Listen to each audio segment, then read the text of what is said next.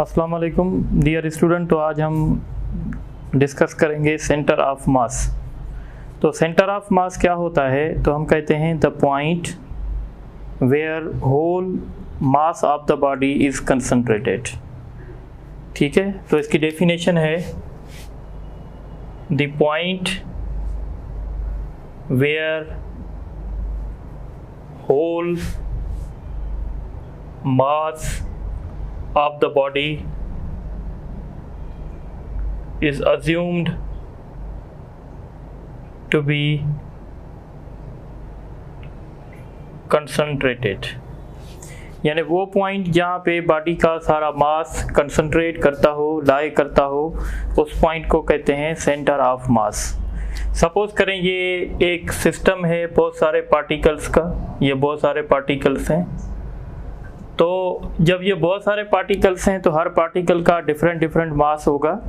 तो अब हमारे पास एक ऐसी सिंगल पॉइंट होगी जहाँ पे हम अज्यूम करेंगे कि बॉडी का सारा मास जो है कंसंट्रेटेड है, और उस पॉइंट को हम कहते हैं सेंटर ऑफ मास। अब सेंटर ऑफ मास जो होता है वो बॉडी में भी हो सकता है, बॉडी से बाहर भी हो सकता है। सो इसलिए हम कहते हैं कि सेंटर ऑफ मास में लाइज इन द बॉडी और में लाइज आउटसाइड द बॉडी। जैसे ये रिंग है, अगर आप इस रिंग का सेंटर ऑफ मास निकालेंगे तो ये जो होगा वो बॉडी के अंदर नहीं होगा, बॉडी से बाहर होगा। तो इसलिए हम कहेंगे the centre of mass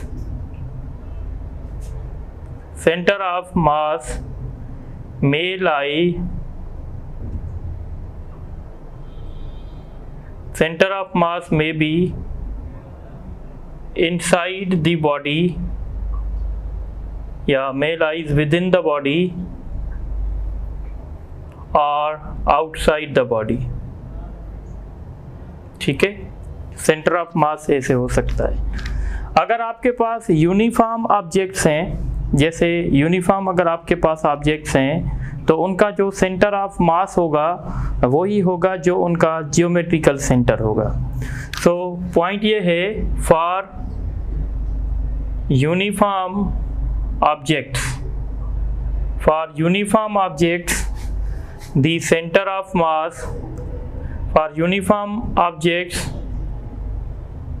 their geometrical center is the center of mass। ठीक है, अब मसलन मैं क्या कहना चाहता हूँ, देखें सपोज करें कि हमारे पास एक यूनिफॉर्म रेक्टेंगुलर प्लेट है। जब हमारे पास एक यूनिफॉर्म रेक्टेंगुलर प्लेट होगी तो उसका जो जियोमेट्रिकल सेंटर होगा वही सेंटर ऑफ मास होगा। और रेक्टेंगुलर का जियोमेट्रिकल सेंटर कौन सा होता है? जहाँ पे ये डायगोनल इंटरसेक्ट करते हैं। तो जहाँ पे ये डायगोनल इंटरसेक्ट करेंगे हम कहेंगे ये इनका सेंटर ऑफ मास है। पर शर्त ये है, कंडीशन ये है कि ये जो ऑब्जेक्ट है ये यूनिफॉर्म होना चाहिए। इस तरीके से अगर हमारे पास एक रेक्टेंगुलर प्लेट है, रेक्टेंगुलर प्लेट का सेंटर ऑफ मास कौन सा होगा? तो हम कहेंगे वो पॉइंट जहाँ पे मीडियंस इंटरसेक्ट करेंगे ये होगा। इसी तरीके से अगर हमारे पास एक स्फीयर है, स्फीयर का सेंटर ऑफ मास क्या होगा? जो उसका जियोमेट्रिकल सेंटर होगा। इस तरीके से अगर हमारे पास एक सिलेंडर है तो सिलेंडर का सेंटर ऑफ मास कहाँ लाई करेगा? तो ये जो एक्सिस है इस पे लाई करेगा। तो इस केस में, रेक्टेंगुलर के केस में हम कहेंगे the point where diagonals intersect, और रेक्टेंगुलर ट्राइंगल के केस में हम कहेंगे the point where medians intersect. और ये sphere of centre of sphere, और ये एक्सिस ऑफ सिलेंडर। तो इस तरीके से हमने ये सेंटर ऑफ मास फाइंड कर सकते हैं। पर जब हमारे पास नॉन यूनिफॉर्म ऑब्जेक्ट्स होंगे, नॉन यूनिफॉर्म ऑब्जेक्ट जैसे सपोज करें एक हमारे पास रॉड है, अगर ये रॉड यूनिफॉर्म होगी तो इसका centre of mass mid point पे लाई करेगा। मिड पॉइंट पे लाई करेगा। पर अगर आप सपोज करें हमारे पास ये रॉड है, ये रॉड अभी तो यूनिफॉर्म है, पर अब हमने क्या किया है कि इस रॉड के साथ यहाँ पे एक हमने मास हैंग कर दिया है और यहाँ पे भी हमने दूसरा मास हैंग कर दिया है। पहले इसका सेंटर ऑफ मास ये था। अब समझें अगर ये 5 किलोग्राम होगा, ये भी 5 किलोग्राम होगा, तो अगेन वी से कि भाई हमारी जो बॉडी है, हमारा जो सिस्टम है वो यूनिफॉर्म है, फिर भी हमारा सेंटर ऑफ मास यही का यही होगा। पर अगर हम इस साइड पे 8 किलोग्राम की बॉडी अटैच करेंगे, अब ये हमारे लिए यूनिफॉर्म नहीं होगा, अब ये हमारे लिए नॉन यूनिफॉर्म है। तो जब नॉन यूनिफॉर्म ऑब्जेक्ट होगा तो उनका सेंटर ऑफ मास हम इस फार्मूले से कंसीडर कर सकते हैं। सेंटर ऑफ मास कैसे कैलकुलेट करेंगे? तो सेंटर ऑफ मास एक पॉइंट होती है, और जब पॉइंट की हम बात करते हैं तो अगर हम 1 डायमेंशन की बात करते हैं तो एक कंपोनेंट होगा, 2 डायमेंशन की बात करेंगे 2 कोऑर्डिनेट्स होंगे, 3 डायमेंशन की बात करेंगे तो 3 होंगे। बहरहाल उस केस में हम सेंटर ऑफ मास कैसे फाइंड करेंगे? सेंटर ऑफ मास जो होगा वो x, y, z होगा। और x हम कैसे करेंगे? तो हम इन सारे मास की जो है मूवमेंट ऊपर रखेंगे, तो हम लिखेंगे summation of movement of masses divided by sum of masses. ये हमें x एक्सिस में मिलेगा, इस तरीके से ये y एक्सिस में मिलेगा। सम यानी movement of masses and sum of the, ठीक है, मासेस, इस तरीके से z में मिलेगा। तो इस फार्मूले से हम जो हैं वो सेंटर ऑफ मास जो है फाइंड कर सकते हैं, और ये फार्मूला तब अप्लाई होगा जब हमारे पास नॉन यूनिफॉर्म ऑब्जेक्ट होगा, तो फिर हम उनका सेंटर ऑफ मास यहाँ से कैलकुलेट करेंगे। इस पे हम न्यूमेरिकल्स भी करेंगे, ठीक है। अच्छा, आप एक बात और देखें, सेंटर ऑफ मास जो होता है तो हम कहते हैं सेंटर ऑफ मास वो पॉइंट होती है बॉडी की जहाँ पे अगर किसी फोर्स की line of action centre of मास में से गुजरेगी तो वो फोर्स बॉडी में सिर्फ और सिर्फ लीनियर एक्सेलरेशन प्रोड्यूस करेगा। सपोज करें अगर ये मेरे पास एक हैमर है, और ये इस हैमर का सेंटर ऑफ मास है। अगर इस हैमर पे मैं ये फोर्स ऐसे लगाऊंगा, ये फोर्स अगर अप्लाई करूंगा तो ये फोर्स जो हैमर को डिस्प्लेस करेगा, यानी इसमें ट्रांसलेटरी मोशन प्रोड्यूस करेगा। ट्रांसलेटरी मोशन क्यों प्रोड्यूस करेगा? क्योंकि इस फोर्स की लाइन ऑफ एक्शन जो है वो सेंटर ऑफ मास में से पास हो रही है। पर अगर इसी हैमर पे अगर मैं फोर्स, सपोज करो ये हैमर हो गया, और इस हैमर पे अब मैं फोर्स जो है वो ऐसे लगा रहा हूँ। जब मैं फोर्स ऐसे लगाऊंगा हैमर पे तो अब ये फोर्स क्या करेगा? हैमर को रोटेट करवाएगा, क्योंकि इस फोर्स की लाइन ऑफ एक्शन जो है वो सेंटर ऑफ मास में से पास नहीं हो रही। तो इसलिए हम कहेंगे कि सेंटर ऑफ मास के लिए लिखेंगे the point in a body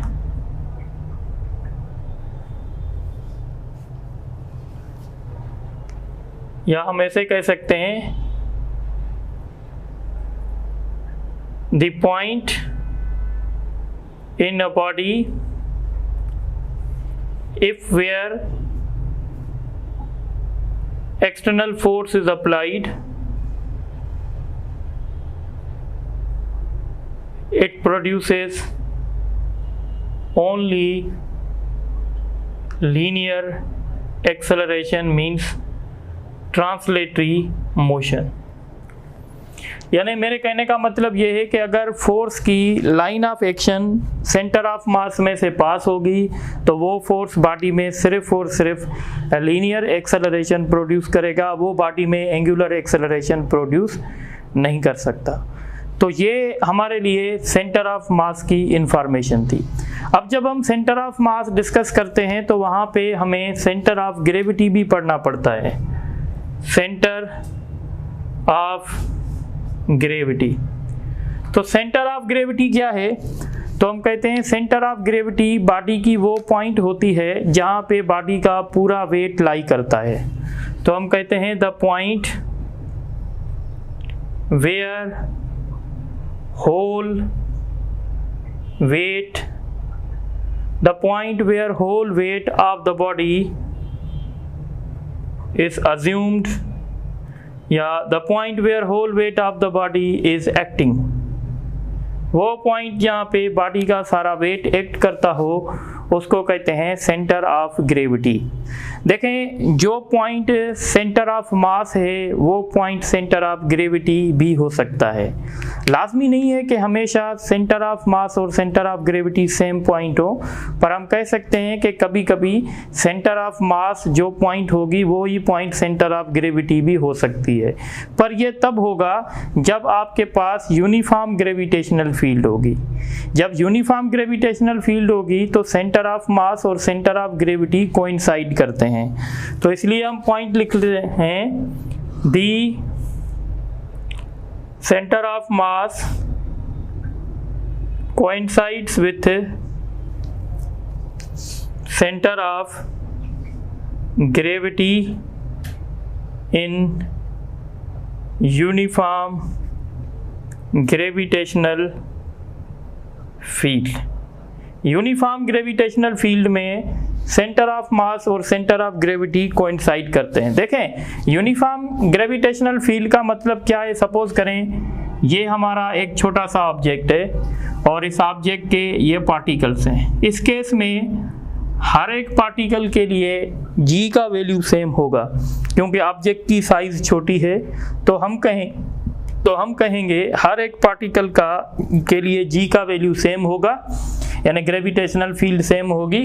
तो इस केस में हम कहेंगे कि सेंटर ऑफ मास और सेंटर ऑफ ग्रेविटी कोइंसाइड करेंगे। पर अगर हमारा ऑब्जेक्ट बहुत बड़ा है, अगर हमारा ऑब्जेक्ट बहुत बड़ा होगा तो इसके जो ये कंस्टिट्यूंट होंगे, कंस्टिट्यूंट पार्टिकल्स होंगे, सो हर पार्टिकल के लिए जो पार्टिकल बॉटम पे होंगे उनके लिए ग्रेविटेशनल फील्ड इंटेंसिटी एक अलग होगी और जो पार्टिकल टॉप पे होंगे उनके लिए डिफरेंट होगी।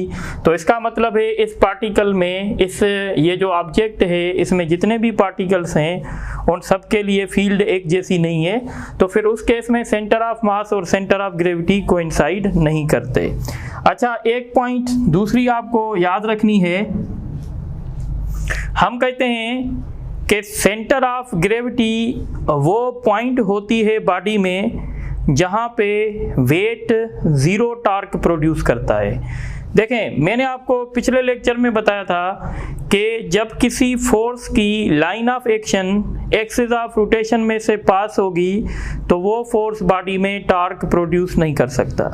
अब आप बताएं, ये अगर एक बॉडी है और ये इस बॉडी का सेंटर ऑफ ग्रेविटी है, तो अगर ये पॉइंट इस बॉडी का सेंटर ऑफ ग्रेविटी है और मैं यहाँ पे ही टॉर्क निकालना चाहता हूं जो टॉर्क वेट प्रोड्यूस करेगा, तो वेट भी यहाँ पे एक्ट करेगा। अगर वेट यहाँ पे एक्ट करेगा तो इसका मतलब है कि इस वेट का जो एक्सिस ऑफ रोटेशन है, इस वेट का जो लाइन ऑफ एक्शन है वो एक्सिस ऑफ रोटेशन में से पास हो रहा है। तो हम कहेंगे द वेट ऑफ बॉडी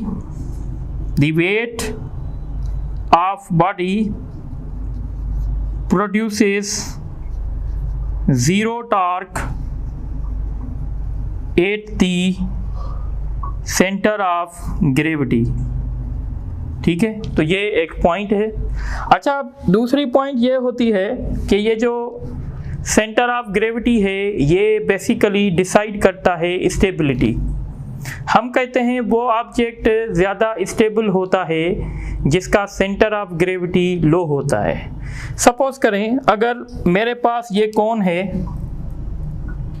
ये कोन के दो डिफरेंट पोजीशंस में दिखा रहा हूँ। ये कोन बेस पे बेस्ड है और ये कोन जो है अपेक्स पे बेस्ड है। अगर इन दोनों कंडीशन से मैं आपसे पूछूं ये इसका सेंटर ऑफ ग्रेविटी है और इस केस में ये इसका सेंटर ऑफ ग्रेविटी है, तो अगर मैं आपसे पूछूं कि इस कोन में से ये दो पोजीशन में दिखा रहा हूं, इनमें से स्टेबिलिटी किस में ज़्यादा है, तो आप खुद कहेंगे सर ये ज़्यादा स्टेबल है, ये कम स्टेबल है। ये कैसे पता चला है? देखें, इसका सेंटर ऑफ ग्रेविटी देखें लो है और इसका सेंटर ऑफ ग्रेविटी देखें हाई है। तो centre of gravity basically decide करता है स्टेबिलिटी, और हम कहते हैं वो ऑब्जेक्ट ज़्यादा स्टेबल होता है जिसकी सेंटर ऑफ ग्रेविटी कम होती है। So the stability of a body depends upon the stability of a body depends upon the center of gravity. For more stability, the center of gravity should be low as possible. ठीक है, centre of gravity लो होना चाहिए। अब देखेंगे, आप देखेंगे कि कुछ व्हीकल्स होते हैं जिनका बेस नैरो होता है और कुछ ऐसे व्हीकल्स होते हैं जिनका बेस वाइड होता है। अगर आप इसका बेस देखें तो सपोज करें ये इसका बेस इतना है, ठीक है, इसका बेस ये हो गया। और अगर आप ये बेस देखें तो हम कहेंगे ये जो बेस है जिसका बेस नैरो होगा वो व्हीकल ज़्यादा स्टेबल होगी, क्योंकि जब बेस नैरो होता है तो सेंटर ऑफ ग्रेविटी हाई होता है और जब बेस वाइड होता है तो सेंटर ऑफ ग्रेविटी लो होता है। तो हम कहते हैं वो व्हीकल ज़्यादा स्टेबल होती है जिसका बेस वाइड होता है। ठीक है, so the vehicle having wider base is more stable. So this is all about the center of gravity and center of mass. अब हम डिस्कस करेंगे इक्विलिब्रियम।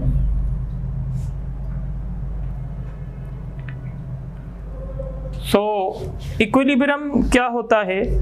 What is equilibrium?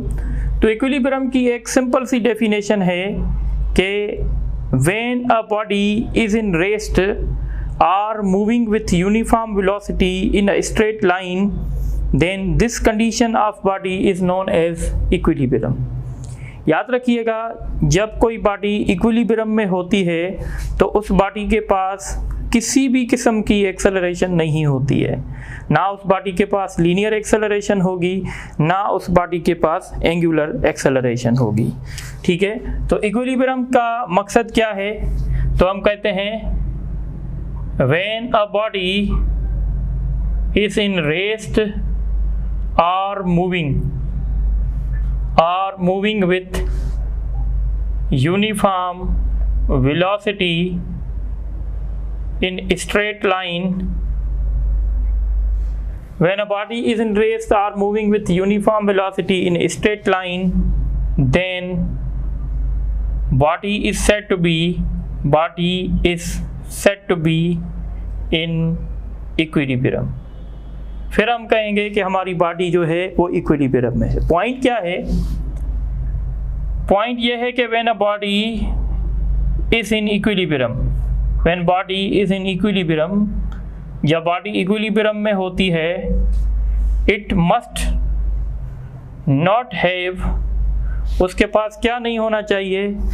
ना उसके पास लीनियर एक्सेलरेशन होगी, ना उसके पास एंगुलर एक्सेलरेशन होगी, ना उसके पास कोई नेट फोर्स होगा, ना ही उसके पास कोई नेट टॉर्क होगा।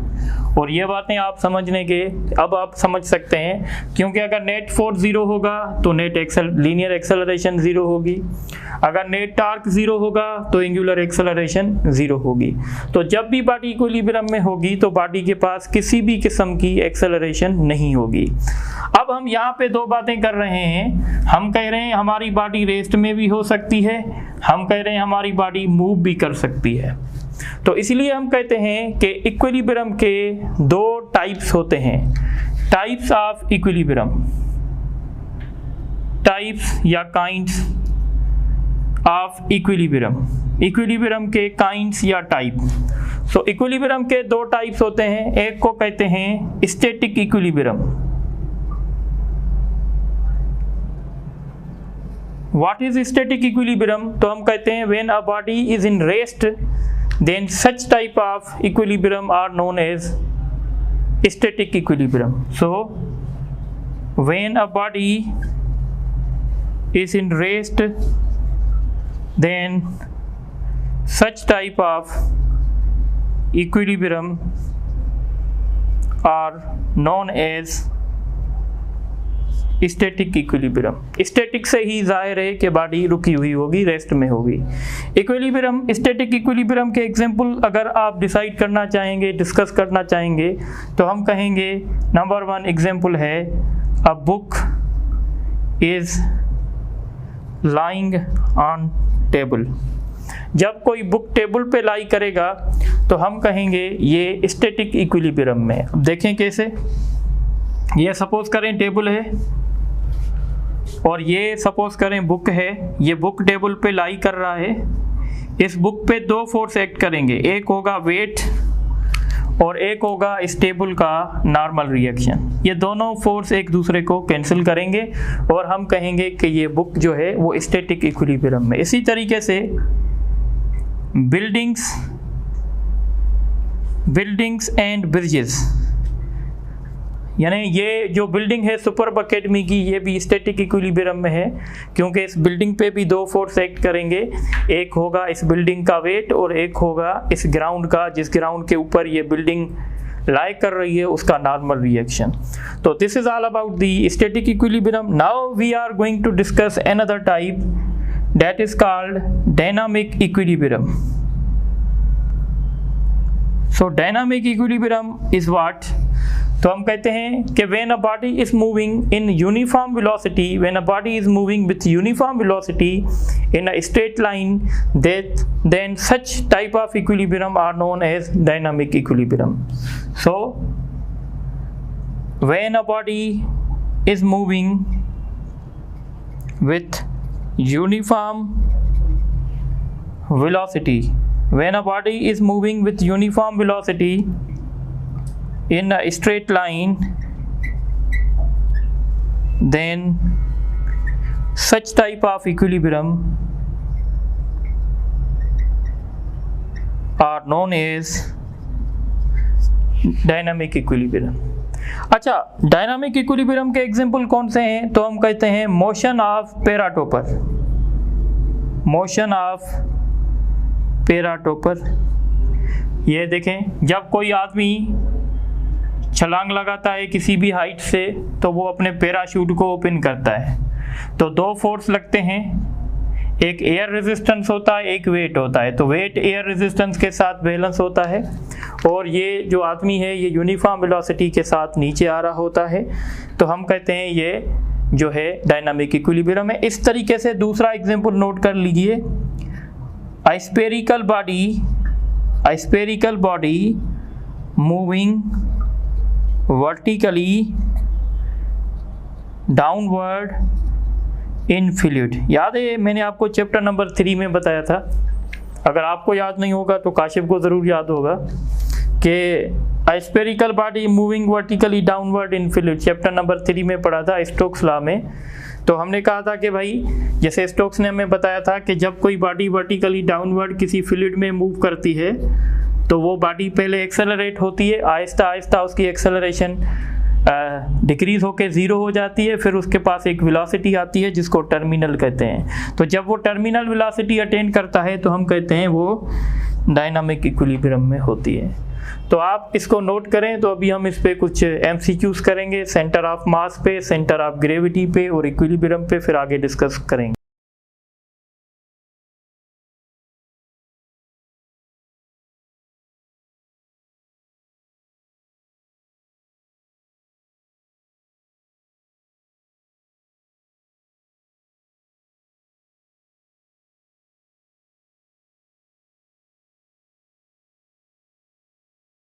अच्छा, आप ये कुछ क्वेश्चन मैंने लिखे हैं, इसको डिस्कस कर लेते हैं. तो एक MCQ से the point on which external force can only produce linear acceleration is known as. तो मैंने आपको डिस्कशन में बताया था, उसको हम कहते हैं सेंटर ऑफ मास. उसके बाद हमारा क्वेश्चन है which of the following is correct? The centre of gravity never coincide with the centre of mass. तो ये गलत है क्योंकि कभी ना कभी कोइंसाइड कर सकता है। The centre of gravity always coincide with the centre of मास, ये भी गलत है, हमेशा कोइंसाइड नहीं करता। The centre of gravity coincide with the centre of mass in uniform gravitational field, तो ये सही है, ये पास पेपर में भी आ चुका है, ठीक है।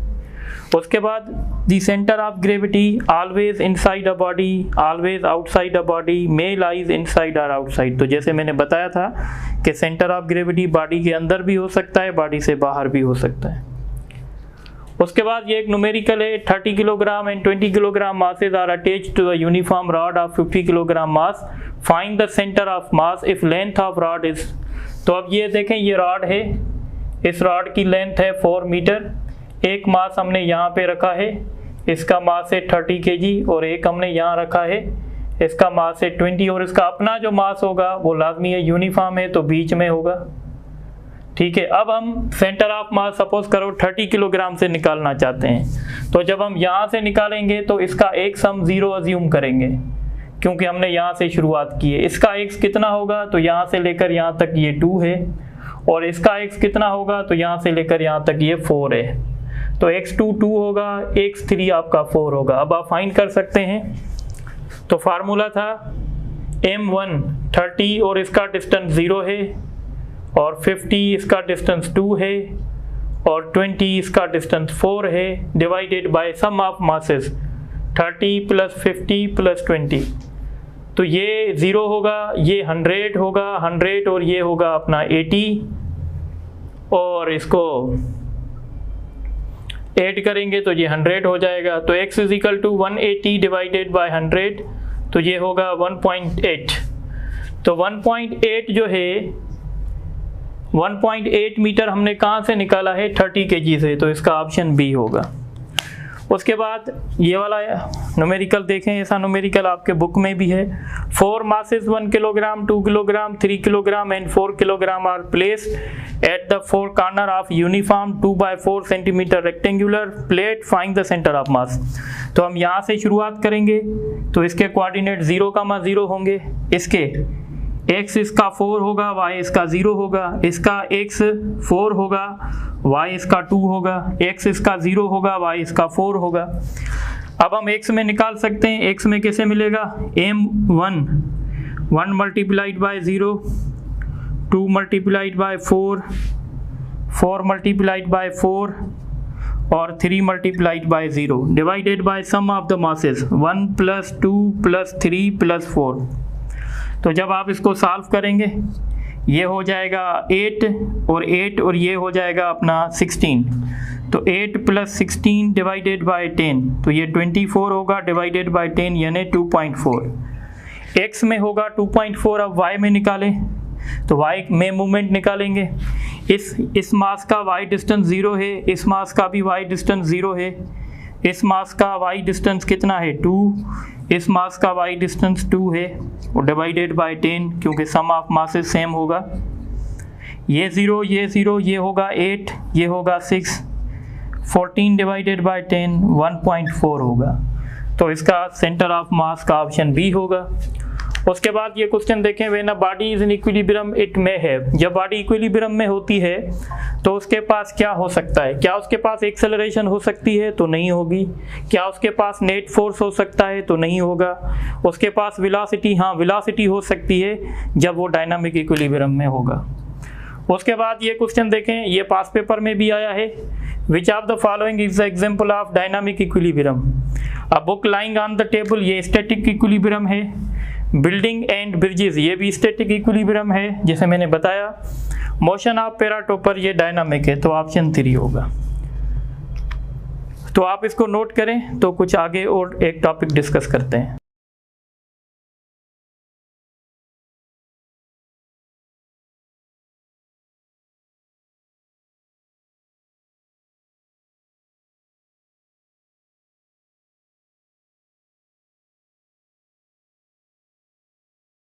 अच्छा, तो अब हम डिस्कस करेंगे स्टेट्स ऑफ इक्विलिब्रियम। ये एक्चुअली मैट्रिक क्लास का टॉपिक है, पर हम आपको थोड़ा सा गाइड कर देते हैं। स्टेट्स ऑफ इक्विलिब्रियम कितनी हैं, तो 3 हैं। There are 3 states of equilibrium. और वो स्टेट कौन कौन सी हैं? एक को हम कहते हैं stable equilibrium. What is stable equilibrium?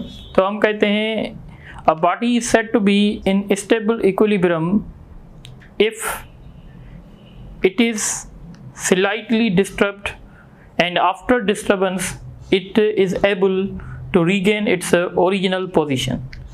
Suppose करें अगर ये मेरे पास एक कोन है, ये बेस पे बेस किया गया है, अगर मैं थोड़ा सा इसको टिल्ट कर रहा हूँ, अगर मैं इसको थोड़ा सा टिल्ट करूँगा तो थोड़ा सा टिल्ट करने के बाद ये अगर मैं जैसे ही डिस्टर्बेंस रिमूव करूँगा तो ये वापस अपनी ओरिजिनल पोजीशन पे आ जाएगा। तो मैं कहूँगा ये जो कोन है इसकी जो स्टेट है वो स्टेबल इक्विलिब्रियम है। जैसे आप ऐसे समझें ये एक किस्म का कॉलर है और इस कॉलर पे एक मार्बल पड़ा हुआ है। इस मार्बल को मैं थोड़ा सा ऊपर डिस्प्लेस करके फिर छोड़ दूंगा। तो जब मैं इसको छोड़ दूंगा तो एक दो साइकिल के बाद ये वापस अपनी ओरिजिनल पोजीशन पे आ जाएगा। तो मैं इस स्टेट को कहूँगा कि ये स्टेबल इक्विलिब्रियम है। So a body is said to be in the state of stable equilibrium if it is able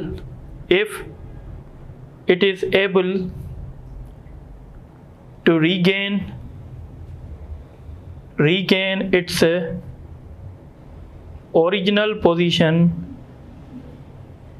after the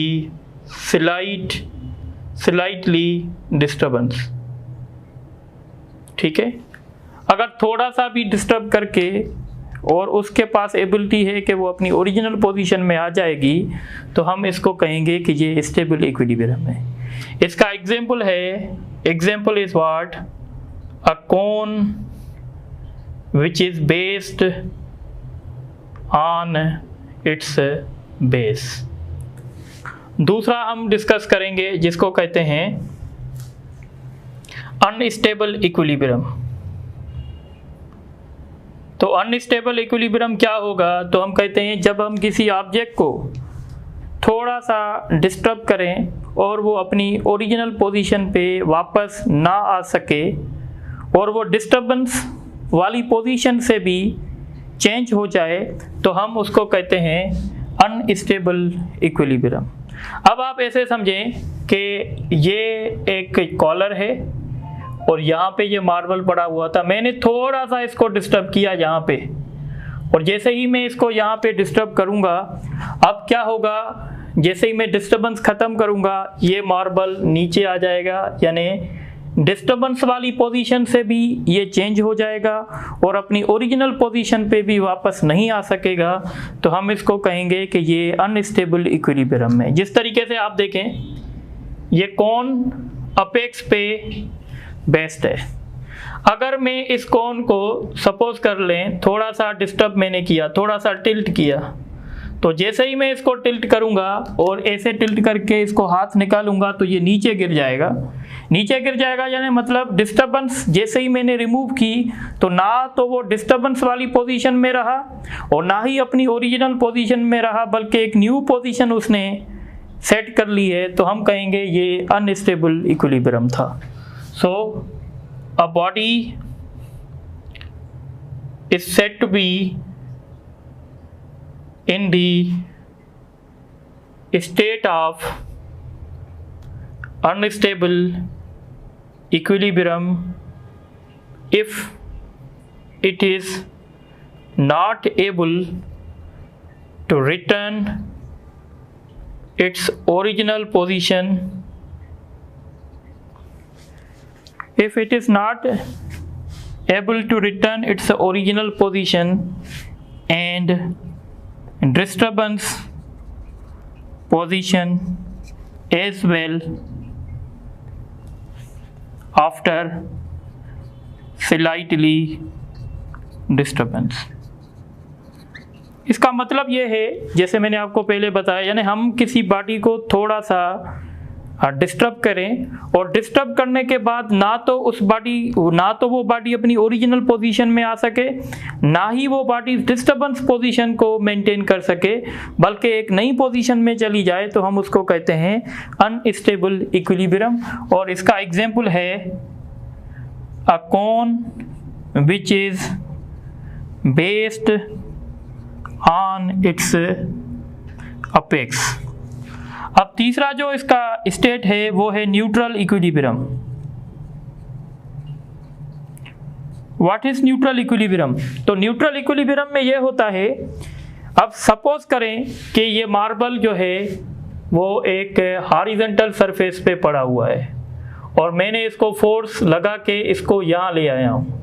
जब मैं इसको यहाँ लेके आऊँगा और डिस्टर्बेंस को रिमूव कर दूंगा तो क्या होगा, अब ये अपनी वापस पोजीशन में नहीं आएगा, पर ये डिस्टर्बेंस वाली पोजीशन में रहेगा, यानी ये कोई नई पोजीशन भी नहीं ले लेगा।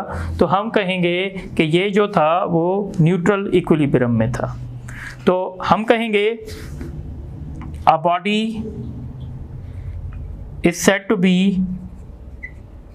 इन the state of neutral equilibrium if it is slightly disturbed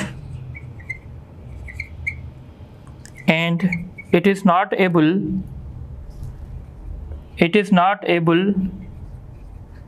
to regain या to return to its original position but remains in disturbed position, then such type of state is known as neutral equilibrium. Neutral equilibrium और unstable equilibrium में फ़र्क क्या है? फ़र्क ये है कि जब हम थोड़ा सा डिस्टर्ब करके उसको डिस्टर्ब पोजीशन में छोड़ाएंगे तो हम देखेंगे वो एक नई पोजीशन को फॉलो कर लेगा। और न्यूट्रल इक्विलिब्रियम में क्या होगा, वो अपनी ओरिजिनल पोजीशन में तो नहीं आ सकेगा, पर जिस पोजीशन में हम उसको छोड़ेंगे वो उस पोजीशन में आएगा। इसका बेहतरीन एग्जाम्पल ये भी हो सकता है a cone which is based on its size. तो जैसे ही हम इसको थोड़ा सा डिस्टर्ब करेंगे ये आपस यानी ये थोड़ा सा आगे चला जाएगा, यानी ये डिस्टर्ब पोजीशन को मेंटेन करेगा। तो हम इसका एग्जांपल देंगे a cone which is based on its sides, जो साइड्स पे बेस्ड है। तो ये कुछ इसके स्टेट्स थे इक्विलिब्रियम के। अब मैं आपको एक छोटी सी बात बता देता हूँ। देखें, आपको पता कैसे चलेगा कि ये स्टेबल इक्विलिब्रियम में है या ये अनस्टेबल में है या ये न्यूट्रल में है?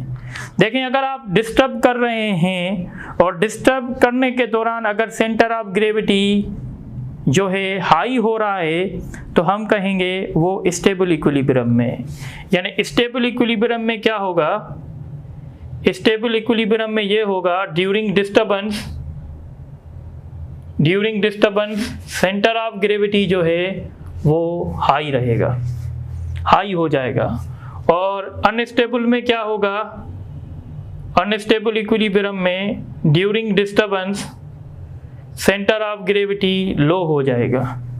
और न्यूट्रल इक्विलिब्रियम में क्या होगा कि during disturbance centre of gravity जो है वो सेम रहेगा, रिमेन सेम। अब आप जैसे एग्जांपल देखें, जैसे मैंने बताया था ये जो है ये स्टेबल है, ये जो है ये अनस्टेबल है और ये जो है ये न्यूट्रल है। अगर आप इसको थोड़ा सा डिस्टर्ब करेंगे, देखें डिस्टर्ब करने के दौरान इसका सेंटर ऑफ ग्रेविटी क्या हो रहा था, राइज हो रहा था, तो ये स्टेबल में है। और ड्यूरिंग डिस्टर्बेंस इसका सेंटर ऑफ ग्रेविटी लो हो रहा था तो ये अनस्टेबल है। और ड्यूरिंग द डिस्टर्बेंस इसका सेंटर ऑफ ग्रेविटी सेम था, यानी चेंज नहीं हुआ था, तो ये न्यूट्रल इक्विलिब्रियम में है। तो आज के लेक्चर में हम इतना ही पढ़ेंगे। इंशाल्लाह बाकी डिस्कशन हम नेक्स्ट लेक्चर में करेंगे। Thank you very much.